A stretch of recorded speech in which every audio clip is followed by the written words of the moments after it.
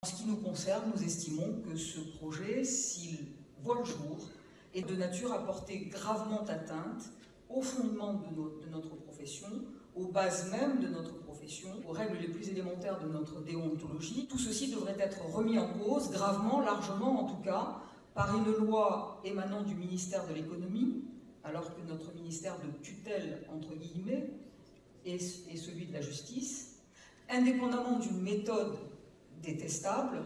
Les conséquences de ce projet de loi seraient funestes pour notre profession, la suppression de la territorialité de la postulation, la possibilité pour n'importe quel avocat de n'importe quel barreau français de venir s'inscrire sans aucune autorisation, sans aucun contrôle, dans un autre barreau du territoire français, la possibilité d'une ouverture des cabinets d'avocats à des capitaux extérieurs, et pas uniquement à des capitaux apportés par d'autres professionnels du droit. C'est une atteinte fondamentale à l'indépendance de l'avocat, qui est une règle tout aussi fondamentale de notre profession depuis, je dirais, 200 ans.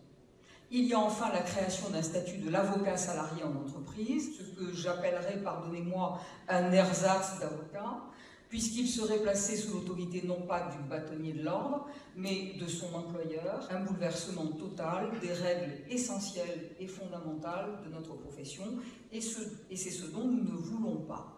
Nous répondons à M. Macron que nous souhaitons que Mme le ministre de la Justice reprenne la main et que surtout, elle se remette au travail sur des propositions que nous avons déjà formulées, nous avons montré notre capacité à évoluer.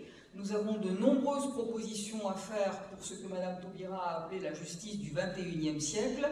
Et nous voyons aujourd'hui d'ailleurs que le projet de M. Macron, en quelque sorte, entre en collision avec le projet justice du XXIe siècle de Mme le garde des Sceaux, ce qui crée un élément supplémentaire de contradiction, de manque de cohérence, extrêmement défavorable et préoccupant à la fois.